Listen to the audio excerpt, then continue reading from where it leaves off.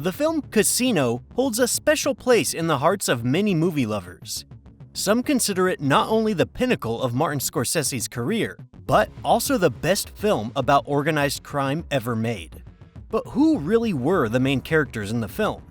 Did Tony Spilotro really turn Las Vegas into a city of chaos and lawlessness? Is it true that he and his gang could rob any home or store? And did Scorsese accurately portray the mafia in Vegas? Find out all this and more in our video today. Meet Anthony Spilotro on the other side of the law. Before you continue watching, I'd like to ask for your financial support of the channel. At the link in the description, you can find my store-branded merch with exclusive prints designed by me. If you have the opportunity and you like something, please buy it so you can help the channel to develop. Thank you in advance and enjoy your viewing. Anthony Spilotro was born on May 19, 1938 in Chicago, Illinois. His father was Pasquale "Patsy" Spilotro, who immigrated to the United States from Italy in 1914. Tony had 5 brothers: Vincent, Victor, Patrick, or Pasquale Jr., Johnny, and Michael. The entire family lived in a 2-story house in Chicago's Italian neighborhood. Together with his wife, Patsy Spilotro, owned and ran a restaurant, Patsy's. This small eatery, specializing in home cooking, was a favorite hangout for many local mafia figures, including Sam Giancana, the future boss of the Chicago Mafia. However, this establishment's popularity among criminal powers did not keep it safe. One day, extortionists took a keen interest in Tony's father. They forced Patsy to pay them tribute, so he had to turn to Joe Collada, the head of one of the local gangs, for help. Collada and his gang hid in one of the restaurant's rooms, and when the extortionists showed up at the appointed time, he took care of them. No one bothered Spilotro Sr. or his business again. This incident would later become the starting point of a friendship between Tony Spilotro and Joe's son, Frank Collada.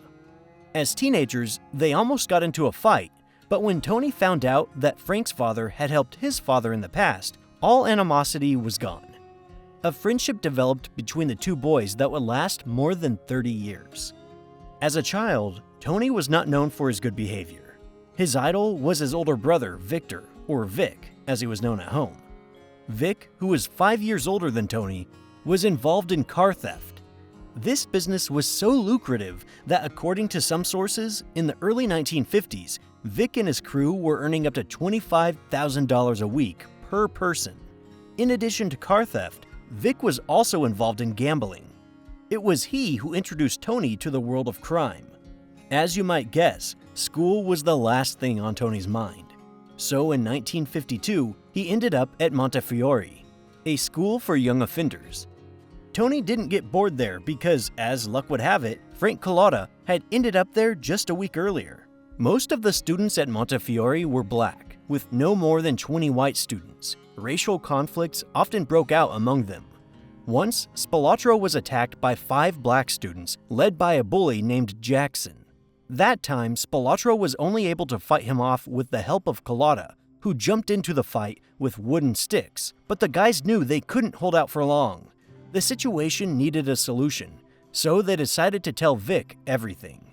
A few days later, he showed up at the school with a gun and helped beat up Jackson. Despite the fact that Tony and Frank were minors, they were charged. Spelatro eventually managed to avoid punishment, but Frank was sent to a correctional facility for 6 months. Left without an education, Tony did not despair. Together with his friends, he began robbing bank messengers, employees who went to the banks to cash checks for businesses. Tony would follow these messengers, learn their routes, and when they arrived at the bank, they would wait for them on their way back and rob the workers. The haul from these robberies ranged from $3,000 to $12,000. Courier robberies brought in good money, but Tony wanted more. So in 1957, Spelatro took part in a bank robbery. It happened in Indiana, 2 hours' drive from Chicago. 6 people took part in the robbery, including Spelatro himself and Frank Collada. The men managed to get into the bank vault through the basement of a neighboring building. To do this, they used everything they could find: sledgehammers, acetylene torches, and other heavy tools. The haul amounted to more than 700 grand in cash and jewelry. Tony and Frank each got $50,000 from the robbery, a huge amount of money in 1957. At the time, Spelatro was also making connections in the underworld. His ticket to the inner circle, the man who introduced Tony to the local mafia family, was Vinny Insero, nicknamed The Saint. Through The Saint and his associates, Spelatro met such mafia figures as Jimmy Torello, Charles Nicoletti, Joseph Lombardo, and Joey Iopa. At the time, Frank Rosenthal was becoming increasingly well known in Chicago as a very talented gambler. A few years later, it was Frank who would be entrusted by the Chicago Mafia bosses with running a casino in Las Vegas, with Tony Spilotro as his assistant. This story is well known to viewers of Martin Scorsese's film, Casino, one of whose main characters, Sam Rothstein, is based on Rosenthal. In reality, though, many things were not quite as depicted in the film. Rosenthal was almost 9 years older than Tony Spilotro. He was born on June 12, 1929. As a child, he became fascinated with horse racing, and then betting and everything related to it. Shortly after turning 20, he began working for one of the country's largest bookmakers, Gil Beckley, who had his own betting office. Around the same time, Rosenthal began helping a local family place winning bets on the outcomes of various sporting events. One of the first to notice Rosenthal's talent was a high-ranking mobster, Fiore Fifi Buccieri. The family bosses valued Rosenthal for bringing them a lot of money and for his ability to obtain information that was unavailable even to them. Rosenthal knew absolutely everything about upcoming fixed fights or bribed referees, so whenever the family bosses needed any information about betting, they turned to him. At the same time, Rosenthal pretended that he was only involved in betting and had nothing to do with other illegal activities. However, Frank Collada later recalled that this was not entirely true and gave the following example. In the mid-1950s, a psycho robbed Fiore Buccieri's house when only his wife was at home. Spelatro was among those suspected of the crime. Buccieri summoned him to his home. His wife did not recognize Tony as the robber, but a fight broke out between him and Buccieri, which could have cost Spelatro his life if it hadn't been for Rosenthal, who had arrived there with Tony. Rosenthal was well known in Buccieri's house, and used this fact to settle the dispute. Speaking of friendship, Frank Collada believed that, contrary to popular belief, Spelatro and Rosenthal were not childhood friends. Moreover, according to Collada, Tony never had any warm feelings toward Rosenthal. He treated the man with respect, but only because he knew how much money he made for his family through betting. Spelatro was also gaining authority in those years. In the second half of the 50s, he worked with one of the most notorious figures in the Chicago underworld, Mad Sam DeStefano. DeStefano was quite satisfied with his subordinate, who spent most of his time collecting money from Sam's debtors. Sam himself was one of the largest illegal loan sharks in Chicago. Less often, Spelatro acted as a hitman, but he was no slouch in that role either. In 1962, Tony took part in the murder of two local gangsters who had once worked with Frank Collada, Billy McCarthy and Jimmy Miraglia. Billy and Jimmy liked to hang out at the Black Door, a bar owned by one of the Mafia's partners. The Scavo brothers, Ronnie and Phil, ran the place. McCarthy got into a conflict with Ronnie, which escalated into a fight. Ronnie and Phil beat him up and threw him out the door. A few days later, an enraged Billy returned to the bar, this time with Jimmy, but the outcome was the same. Ronnie and Phil beat up the uninvited guests. McCarthy and Miraglia then resorted to extreme measures and murdered the Scavo brothers. And since the Scavos were mafia family, a contract was put on their killers. Spelatro knew that the victims had been in conflict with McCarthy and Miraglia. He suggested that Collada turn in his former partners, and he agreed. A few days later, Collada called McCarthy at home and arranged a meeting, from which he never returned. A few days later, in the suburbs of Chicago, Miraglia was also killed. Spelatro later said that McCarthy turned out to be a damn tough Irishman. He refused to name his partner until the very end, which angered Tony so much that he put his head in a vice. Only then did Billy finally reveal Miraglia's name. Yes, the movie Casino includes a scene based on this story. In addition to this murder, The 1960s saw the young gangster Spelatro joining the adult criminal world. Apparently, it was shortly after the killing of McCarthy and Miraglia that he became a member of the family. Spelatro was well respected in Sam DeStefano's team, as we mentioned earlier.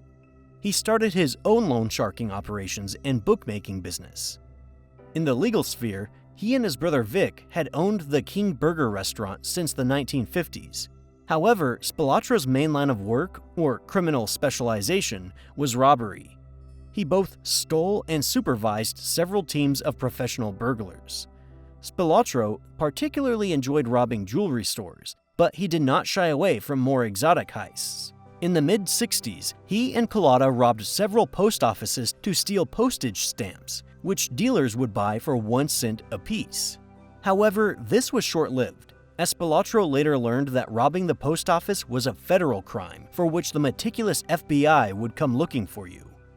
Spilatro also robbed outside the US. In 1961, Tony married a girl named Nancy Stewart. 3 years after the wedding, in 1964, he finally decided to take her on a honeymoon to Europe. However, this was not just a pleasure trip. Its main purpose was to steal jewelry and precious stones. Tony and Nancy were accompanied by John and Mary Ann Cook. Officially, John Cook owned a business in Miami, but he was listed by the FBI as a thief specializing in jewelry.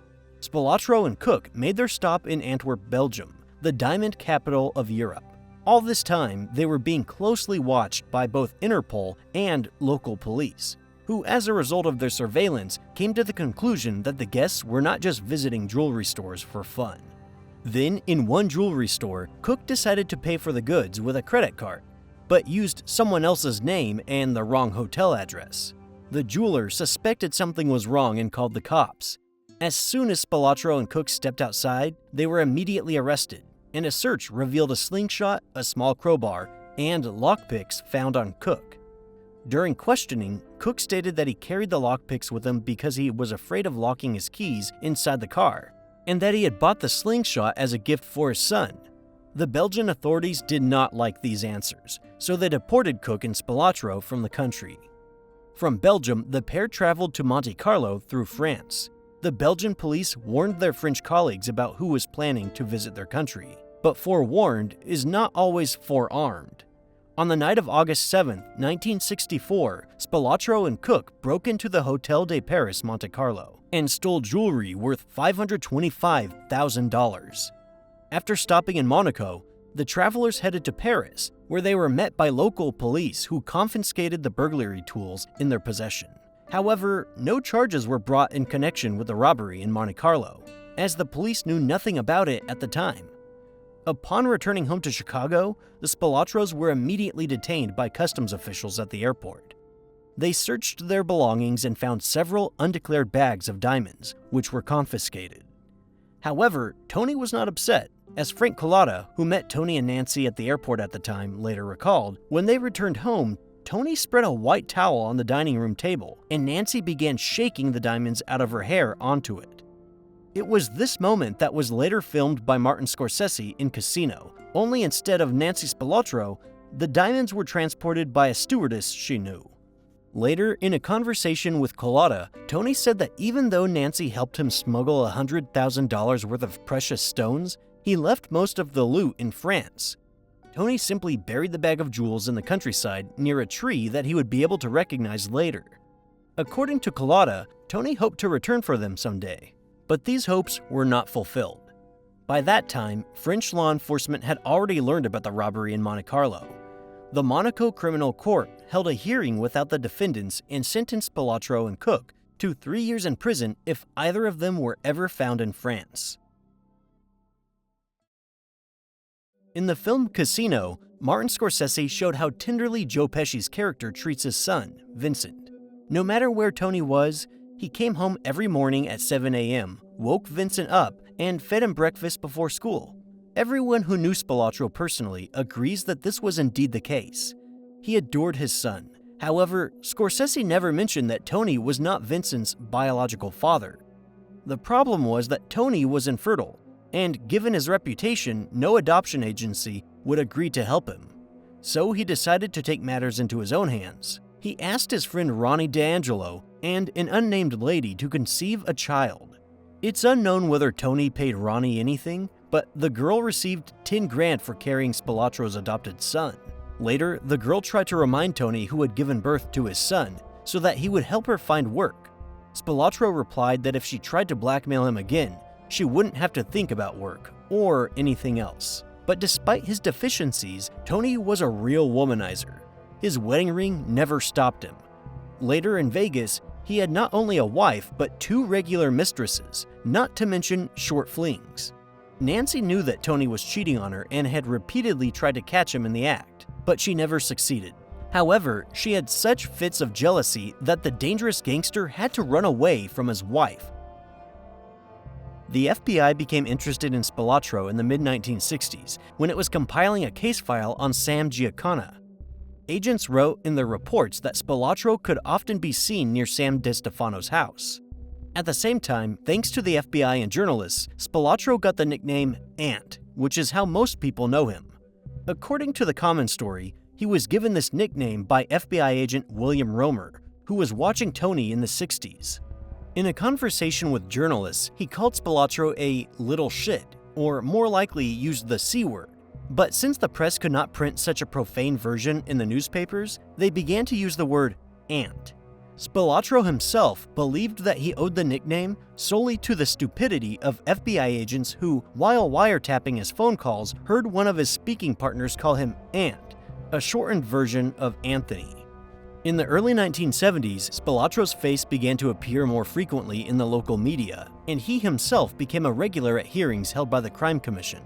Spilotro did not give up and even filed a lawsuit against the police and Internal Revenue Service for $12,000 that had been confiscated during a raid. The police claimed that Spilotro had earned the money through bookmaking, and therefore the tax authorities seized the money as evidence. Spilotro lost the case, of course, but now he had a much bigger headache, compared to which those $12,000 were nothing.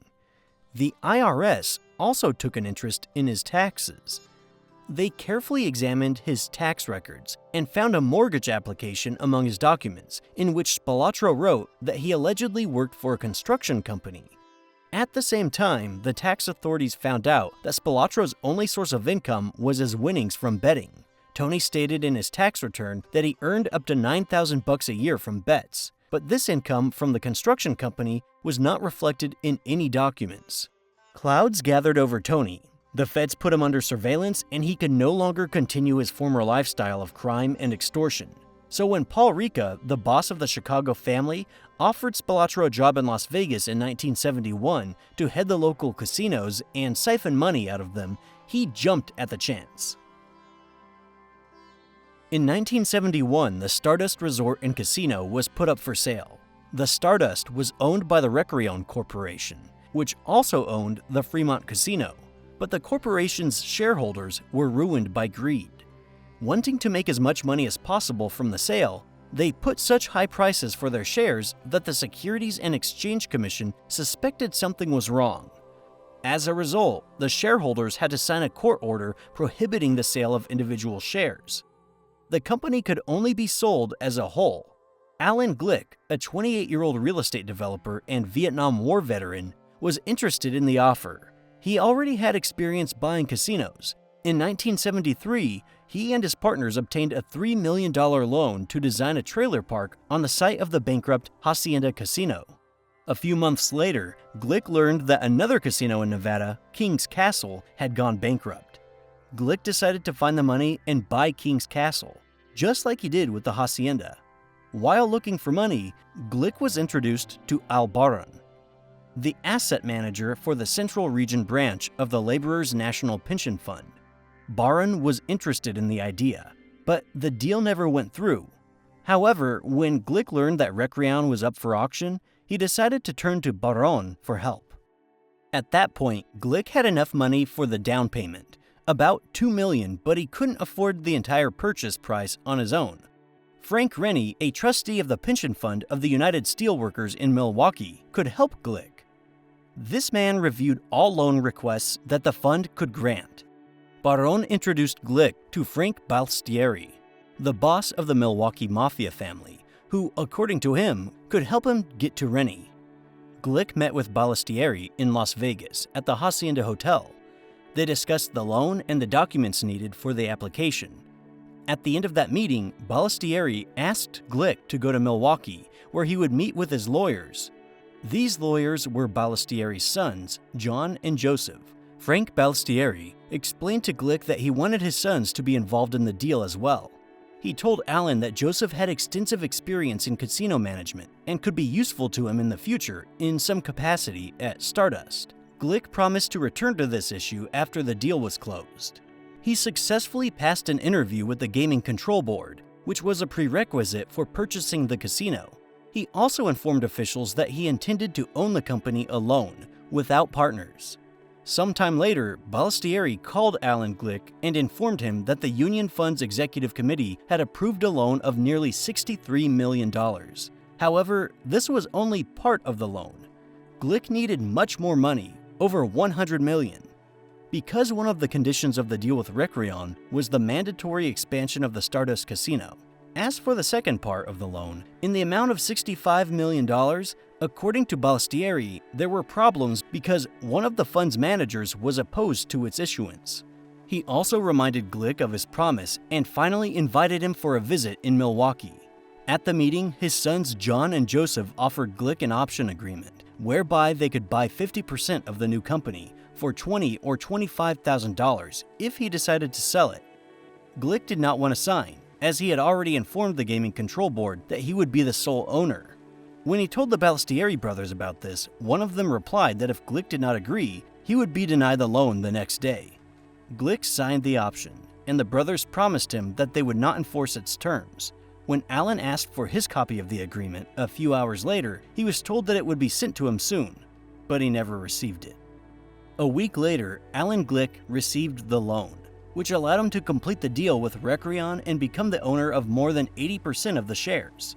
On August 25, 1974, the shareholders of Recrion transferred their shares to Alan Glick's company, Argent, which means money in French. Sometime later, Balistieri informed Glick that a man named Frank Rosenthal would be coming to his home for a meeting, whom he would have to promote. Balistieri explained that there were people in the fund who would be more willing to grant the second part of the loan if Allen did so. Glick met with Rosenthal and offered him the position of advisor, which he accepted. Why did the boss from Milwaukee ask for a guy from Chicago? This was because no single family could pull off the trick of buying the Recrion Corporation. Glick was backed not only by Milwaukee and Chicago, but also by Kansas City and Cleveland. For example, Nick Savella, the boss of the Kansas City family, helped secure a loan for Glick through his trustee, Kansas City Union leader Roy Williams. Other families also contributed and were now determined to recoup their investments with substantial dividends. Frank Rosenthal moved from Chicago to Las Vegas in 1971. Much had changed since he persuaded Fiore Bucchieri to spare Spilotro's life. In the late 1950s, the FBI began hunting down gamblers. For example, federal laws were passed prohibiting the share of match or race results between states. In 1960, Rosenthal was arrested for the first time in his life, and his name appeared on all lists of known gamblers compiled by the Chicago Crime Commission. Rosenthal moved to Miami, where he opened a company called Select Sports Service. Given Rosenthal's problems with the law, it's possible that this company had no official connection to betting and was only involved in consulting services. There in Florida, by pure chance, Rosenthal met Spelatro, who went there several times a year to kick back. They became close friends. After moving, Rosenthal maintained his connections with Chicago. He was often seen in the company of Windy City mobsters such as Bucchieri, Jackie Cerrone, and Milwaukee Phil, who sometimes visited Miami. In 1961, Rosenthal appeared before Senator John McKellen's Commission on Gambling and Organized Crime. He was accused of attempting to bribe Michael Bruce, a basketball player at the University of Oregon. Rosenthal's lawyer warned him that if he answered even one question from the commission, he would have to answer all the others. Otherwise, he would be charged with contempt of court and sent to prison. In the end, Rosenthal invoked the famous Fifth Amendment, 37 times, which stated, "I refuse to answer that question because my response may be used as evidence of my guilt or innocence." Rosenthal refused to answer even the question of whether he was left-handed or right-handed. After this interrogation, Rosenthal was given the nickname Lefty. Ultimately, all charges against Lefty were dropped, but new ones were brought against him. In 1962, he was accused of attempting to bribe another basketball player, Ray Paprocki of New York University. On the advice of his lawyers, Lefty agreed not to appeal the court's decision. The Florida State Committee revoked Rosenthal's license to own racehorses and banned him from attending racetracks and dog races. Rosenthal filed an appeal, but in the end, the committee prevailed. Lefty's company, Select Sports Service, was disconnected from the telegraph line, and Rosenthal's home was disconnected from the telephone line. Lefty had to return to Chicago, but he knew that he could only really make it big in Vegas. So he soon moved to Nevada, where he started running a bookmaker's office. There in Vegas, he met Jerry McGee, a girl who worked as a dancer at the Tropicana Casino and spent her free time as an escort for the casino chips. In other words, McGee helped wealthy visitors have a good time at Vegas casinos. A relationship began between them, almost exactly as Scorsese portrayed in his film. And on May 1st, 1969, the couple got married. 2 years later, they had a son, who they named Steven. Despite his marriage, Rosenthal's last years were very trying. His working day at the bookmaker's office could last until 6 p.m., so he decided to find a quieter source of income. He had connections at the Stardust Casino, and in 1971, he got a job there as an assistant manager. For $60 an hour, he was supposed to watch over 4 blackjack tables. However, Rosenthal's colleagues quickly realized that the new guy was not as simple as he seemed. Apparently, even back then, Lefty was carrying out orders for the Chicago mob at the casino. Later, when he was promised to a higher position, Lefty managed to hire several corrupt employees, whose help he used to start stealing money from all the casinos connected to Chicago. Cash was taken out before the counting room had a chance to tally all the proceeds, and then sent to the Midwest. Money was taken out of the casinos in various ways. For example, slot machines that accepted coins brought in a significant portion of the casino's income. One of Lefty's henchmen, George J. Vandermark, rigged the slot machine counters so that they recorded winnings that were 1/3 higher than what was actually paid out to casino customers. The difference went where you might expect. He also reduced the number of inspectors whose duties included double-checking the counted coins and weighing them. Vandermark also created a centralized surveillance system for all casinos owned by Argent and began transporting all coins to Stardust, where the daily takings were counted. But how do you get a pile of coins out of a casino when $1 million weighs over 45 pounds? Vandermark had a ready solution. To prevent the money from ending up in the counting rooms, the coins were exchanged for banknotes at the slot department's cash desks. In the gaming hall, Vandermark created several spare banks with small metal doors built into them, through which cashiers lowered the banknotes they had received into a closed compartment inside the bank. All Vandermark's people had to do was open the door from the other side and collect the banknotes in envelopes, which George then meticulously counted. These envelopes were then transported by couriers to Chicago, Milwaukee, Cleveland, and Kansas City. It was later estimated that by the most conservative estimates, over a 2-year period from 1974 to 76, Vandermark helped move between $7 and $15 million out of the casino. And that's just one method that's known to the general public. At first, the Chicago Mafia's representative in Las Vegas, who oversaw all the family affairs there, was Marshall Caffiano, a veteran of the Chicago mob who had been associated with it since the days of Al Capone. His stay in Vegas came to an end in 1960 when he was put in the so-called Black Book.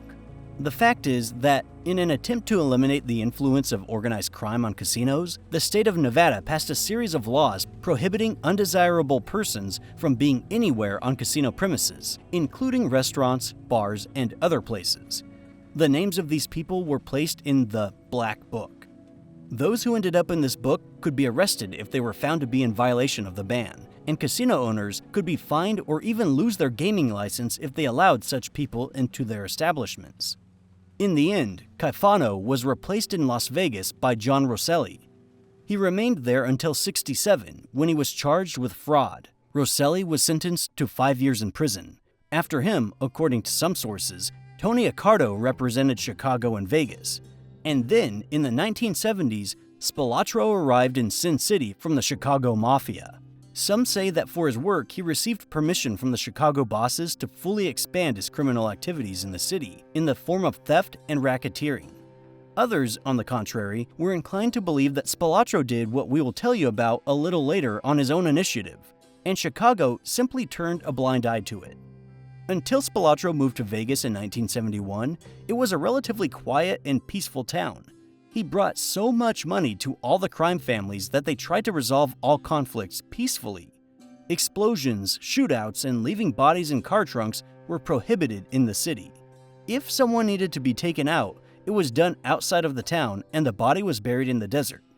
Frank Rosenthal later recalled that the city was so peaceful that the biggest loan shark in Las Vegas worked right in his pizzeria, and his waitress moonlighted as debt collectors after their shifts.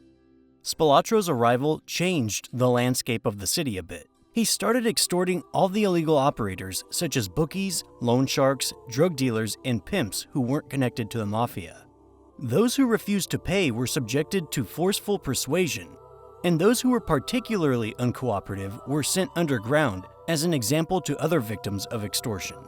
In addition, Tony got into loan sharking, giving loans to gamblers who had lost their money right in the poker rooms of several casinos. But his main activity, as in Chicago, was robbery, which peaked in the late 1970s when Spelatro formed a group called the Hole in the Wall Gang. But we'll talk about that a little later. First, we should take a look at how Spelatro's deeds in Chicago weren't going to leave him alone, even in Vegas. In the early 1970s, he was charged with a murder committed in 1961 as part of Sam DeStefano's crew. You can find the details of this murder in our video about DeStefano, but for now, let's focus on the main story. Spelatro, along with Mario DeStefano and Chucky Grimaldi, helped Sam kill a guy named Foreman who had crossed DeStefano. In the 70s, Grimaldi began cooperating with the authorities and told them about the murder, resulting in charges being brought against all those involved, except Grimaldi. Mad Sam, who had finally lost his mind by this point, decided to defend himself in court, turning the courtroom into a circus, which was one of the reasons why the Chicago Mafia bosses decided to get rid of him. This hit was carried out by Sam's brother Mario and Tony Spilotro.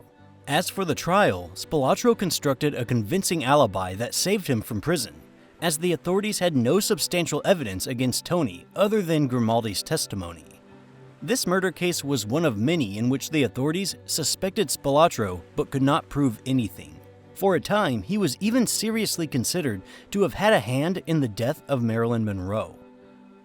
But let's return to Las Vegas, where in the 70s there were some changes in the ranks of the police. At the beginning of the decade, the local police were led by the extremely corrupt Sheriff Ralph Lamb. But shortly after Spelatro arrived in town, Lamb was charged with income tax evasion, and although he was found not guilty, the publicity surrounding the trial cost him his job. He was replaced by John McCarthy. McCarthy had a difficult legacy to deal with.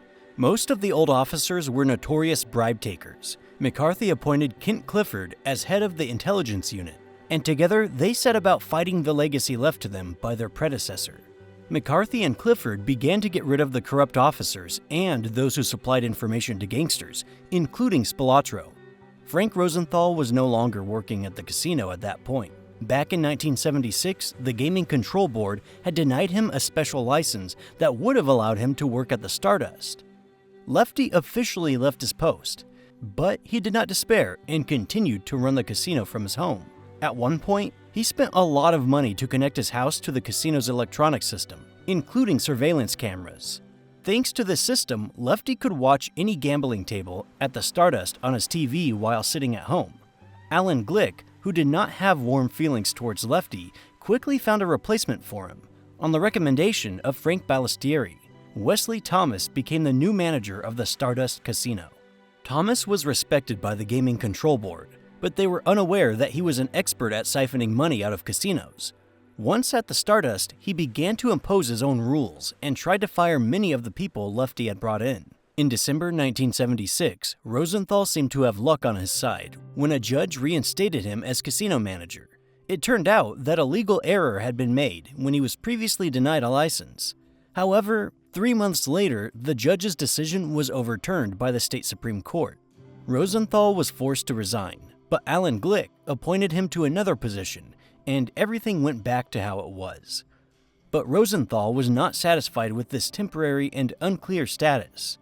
He began a lawsuit against the Nevada Gaming Control Board, but this only turned most local officials against him. Then Rosenthal decided to go all in. He started his own talk show where he advertised casinos and got his own column in a local newspaper where he criticized officials. Rosenthal became popular, but this popularity greatly annoyed his bosses in Chicago. They didn't like the fact that Lefty's outrageous behavior was attracting too much unwanted attention to the casino and to himself. The struggle for control of the casino also affected Rosenthal's relationship with his wife, Jerry. Constant quarrels led to Rosenthal frequently leaving home to visit his mistresses. Tony Spilotro, who considered himself the real boss of Las Vegas, also harbored a grudge against him. As Collada recalled, Spelatro was particularly annoyed by Rosenthal's arrogant behavior. The fact that Spilotro's new mistress was Lefty's wife, Jerry Rosenthal, did not add stability to their relationship. It was a very strange partnership that no one even tried to hide from those around them. Jerry openly boasted about the gifts Tony gave her, and he flaunted his relationship with her. By that point, ties between Spilotro and Rosenthal had completely fallen apart.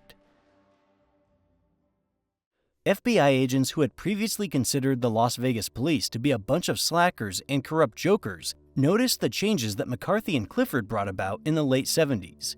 Agents with experience in organized crime in other states were transferred to Nevada. In particular, Agent Emmett Michaels was sent there. He had a reputation as a tough agent who could be brutal but straightforward. He headed up a surveillance team that focused solely on Spilotro and his crew. All these measures certainly made Spilotro's life more difficult, but overall, his business was doing well. His old friend Frank Collada, who had been imprisoned in the 60s, was released in 1974. Frank tried to make it in Chicago, but nothing came of it. So when Spilotro offered him a chance to join him in Vegas in 1979, Frank accepted. Spilotro told him that he wanted him to assemble a team of guys from Chicago and start working for him.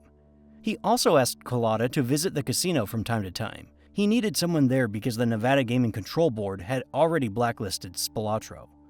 Collada began recruiting people for the gang. One of the first to be recruited was the mobster Ernie Davino. Unlike all the other members of the gang, Ernie was not from Chicago. He began his criminal career in New Jersey. Ernie had a formidable pedigree. His father was Ernest Tubby Davino, one of Albert Anastasia's own enforcers, who you can see more about in a video on our channel. On the younger Davino's recommendation, his friend Leo Guardino joined the gang.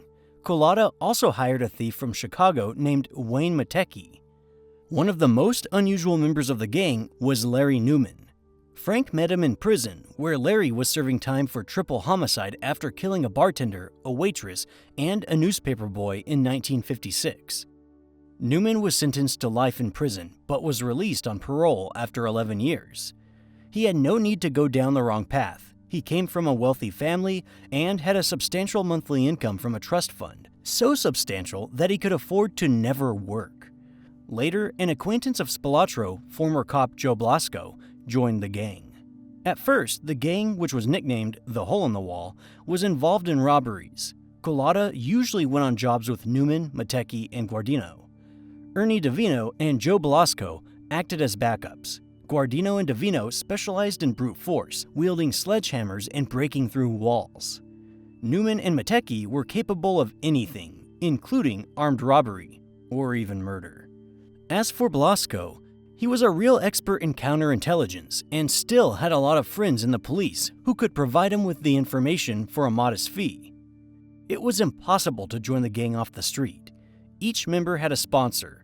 Tony had been friends with Collada since childhood and had known Blasco for a long time. Guardino vouched for Davino, and Frank had served time with Newman. Sometimes other members were recruited, but the core of the gang remained the same. It's worth noting, however, that despite their main specialization in robbery, the gang often acted as Spilotro's enforcers when someone needed to be beaten up or intimidated. Robberies were carried out on a regular basis. The gang usually robbed based on tips. It took them 3 to 5 minutes to clean out a house.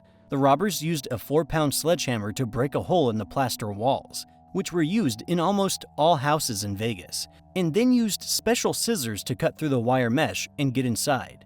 Meanwhile, the gang's driver sat in the passenger seat with a police scanner, checking to see if the cops were on their way. From the moment they appeared, the hole-in-the-wall gang worked almost non-stop. Collada and his crew terrorized Vegas and didn't shy away from trips to San Jose, Phoenix, Los Angeles, and San Francisco. And in the spring of 1981, they began planning their own heist of the century. The robbers were going to raid Bertha's Gifts and Home Furnishings, one of the most luxurious stores in Las Vegas, whose vault contained more than $1 million in jewelry and cash. The only problem was, by that time, the gang had a rat in its midst.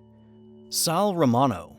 He had once been arrested with his teenage son for stealing fur coats, and to keep his son out of jail, he agreed to work for the authorities and infiltrate Spilotro's gang. He was chosen for this task because he had lived in Chicago for some time and was already acquainted with Spilotro and Collada, who knew him as a thief and electronics expert. Sal actually managed to win the trust of Tony and several members of his gang. The only person he couldn't get along with was Collada. He didn't trust Sal Romano, but there was nothing he could do about it. Spilotro liked the man. Collada's suspicions grew when 2 corrupt cops flew in from Chicago and met him at a restaurant. They told him that they had once arrested Romano at the Chicago airport with several stolen fur coats. Since the crime had been committed in another state, they handed him over to the feds, but when they decided to check on the case sometime later, they found that there were no records of the arrest. The verdict was simple. Romano was working for the feds. Frank went to Spilotro and told him everything, the story from the Chicago cops and his suspicions. But Tony dismissed all the information, saying that the cops just wanted to break up the gang. To calm Collada down, he advised him to put Sal in Larry Newman's car during the job so that if Romano did anything strange, he would kill him. However, for some reason, at the time of the robbery, Romano was alone in a separate car. The robbery was planned for July 4th, Independence Day. No one would be in the store, and the cops would be busy keeping order on the streets. They decided to get in through the roof, but when inside the store, the robbers were arrested by police who had surrounded the building in advance. Everyone was arrested except Romano, who never showed up at the job. Within a few weeks, the gang's members were released. Spilotro did not pay bail for any of the gang members. Collada covered all the expenses, costing him $100,000. In Collada's opinion, the fact that Spilotro didn't lift a finger to get his partners out of jail was a bad sign. Frank began to lose faith in Tony. He believed that it was unforgivable for a guy like Spilotro to fall into the trap of a simpleton like Romano. Spilotro's irrational behavior frightened Collada even more. Tony refused to believe that Romano was the snitch and suspected almost every other member of the gang of collaborating with the feds, and each person suspected all the others. Then Spilotro decided to get rid of Collada. He arranged to meet him in the parking lot of a nightclub at midnight to discuss the upcoming trial. Collada thought the conversation was pointless. It wasn't worth traveling so far in the middle of the night. When he got home and had barely gotten into bed, Frank heard gunshots near the front door. When the shooting stopped, he went outside to look around. He saw his neighbor's body and a van speeding away. Going back inside, Frank tried to sleep, but an hour later he was awakened by a call from Tony, who asked if he could come back for the meeting. When Collada arrived and told him what had happened, he said that his neighbor was probably just a drug dealer and had paid the price. Collada had enough problems with the law, even without the robbery. In April 1982, he was found guilty of possessing stolen property. The judge denied his request for bail and sent him to jail. 10 days later, he was visited by FBI agent Charlie Parsons. He brought with him an audio recording in which Tony could be heard discussing laundry with someone. Collada realized that the euphemism, "clean the dirty laundry," was a reference to a plan to kill him on the night Tony had repeatedly pulled him out of bed. Collada decided he had nothing left to lose, and 3 days later contacted the agent and said he was ready to testify against Spilotro. In addition to the hole-in-the-wall gang trial, proceedings also began against all those involved in embezzling money from the casino. The feds were able to get involved in the case because of a murder that was in no way connected to the Argent Company. The Spilotro family from Kansas City had been at war with other local gangsters for several years for control over several strip clubs in their town. In May 1978, several gangsters were killed, prompting the FBI to tap the Spilotro family's phones. A wiretap was also installed at Villa Capri, a pizzeria owned by Carl DeLuna, a member of the Kansas City family who had traveled to Vegas on behalf of the bosses to collect money from casinos. On June 2, 1978, agents managed to record a conversation in which DeLuna discussed the sale and purchase of a Vegas casino. In particular, he said that Alan Glick was going to sell one of his casinos and that there were many interested buyers. DeLuna wanted his family to get ahead of everyone else, especially the Chicago mob. FBI agents obtained the first documented evidence that the Mafia had interests in Alan Glick's business. DeLuna was under surveillance. His phone calls were tapped, but the real discoveries awaited the feds when they obtained a search warrant for his home. It turned out that DeLuna had meticulously recorded all his expenses related to trips to Las Vegas and separately noted how much money he had given to each boss. Numerous hiding places with money were also found in the house. Around the same time, one of the couriers, Carl Caruso, was arrested. He had been transporting $80,000 from Las Vegas to Kansas City for Cavella. The arrest and discovery of all these records allowed the FBI to almost completely uncover all the schemes for transferring money out of town. Charges were brought against Roy Williams, Nick and Carl Cavella of Kansas City, Joey Aiuppa, and Jackie Cerrone of Chicago, and Frank Balistieri and his sons, who represented Milwaukee. Alan Glick made a deal with the justice system and received immunity in exchange for his testimony. On October 4, 1982, an attempt was made on Rosenthal's life. A bomb attached to his car exploded just as he was starting the engine. Frank was incredibly lucky. His car manufacturer had installed a steel plate under the driver's seat, which prevented the blast from rising upward, and he ultimately escaped with only minor injuries. The press speculated that Spelatro was behind the attack, but it later emerged that he had discussed the possible assassination of the Jew with Frank Collada, but ultimately did not give the order to kill him. At the same time, Tony was no longer welcome in Chicago. At the trial, the family bosses heard recordings of Spilotro's phone calls with his accomplices. They did not like what they had heard. In fact, the atmosphere in Chicago was tense. Glick testified for 4 days. He talked about how he fought with Balistieri for the loan, and how he was forced to promote Rosenthal's career. His testimony was decisive. Frank Balistieri was sentenced to 13 years in prison, and 70-year-old Joey Aiuppa was sentenced to 20 years. Jackie Cerrone received the same sentence. In the same year, 1983, the Gaming Commission revoked the Stardust Casino's license. As for Spelatro, he was also among the defendants, but the only thing they could find him on during the trial was a phone call in which he had asked for a job for an acquaintance. Tony's lawyers managed to get him exempted from attending court hearings on the grounds that he needed heart surgery. However, he had many trials pending. In January 1983, he was charged with the murders of James Miraglia and William McCarthy in 1962. However, the judge, who was later accused of corruption, acquitted Tony, saying that the prosecution had failed to prove its case. From the outside, it might seem that, given the charges against the other participants in the events, things weren't so bad for Spelatro, but the Mafia bosses were seriously opposed to Tony. In their eyes, Tony was the man who had cost them the casino, and they feared that under the weight of the other charges related to the hole-in-the-wall gang, he would start cooperating with the investigation. In 2007, during the Family Secrets trial, Nick Calabrese, a former member of the Chicago Mafia, testified that the boss of the Chicago outfit, Joey Aiuppa, ordered him and his team to go to Vegas to kill Spelatro. The team had a plan that included the use of explosives, but in the end, they decided against it. Tony Spilotro and his brother Michael were lured to a meeting at a house in Bensonville, Illinois. According to Calabrese, the brothers were lured with promises. Michael was told that he would be made a member of the family at the meeting. However, some believe that this version is fiction, as Spelatro would not have fallen for such a primitive bait. According to another version, Tony went to the meeting in the hope of smoothing things over with his bosses. The FBI believes that the killer's main target was Michael Spelatro, who had his own problems with the bosses. 10 men were waiting for the brothers in the basement, where they had been asked to go. A few weeks later, a farmer found a freshly dug shallow grave in his cornfield. The bodies of the Spelatro brothers were found inside.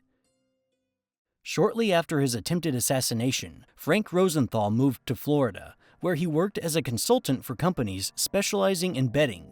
He died in October 2008. Frank Rosenthal served 8 years in prison and spent some time with the Witness Protection Program after his release. In 1995, he co-authored the book Casino: Love and Honor in Las Vegas with Nicholas Pileggi. Martin Scorsese read the book and co-wrote the screenplay for Casino based on it. Rosenthal was invited to work on the film as a consultant, but ended up playing a small role in the film as a hitman who kills a police informant in Costa Rica. Rosenthal often spoke at length with journalists, telling them about the good old days, and launched his own YouTube channel. In 2020, at the age of 81, Frank Rosenthal died from complications caused by COVID-19. He outlived Tony Spilotro by 34 years.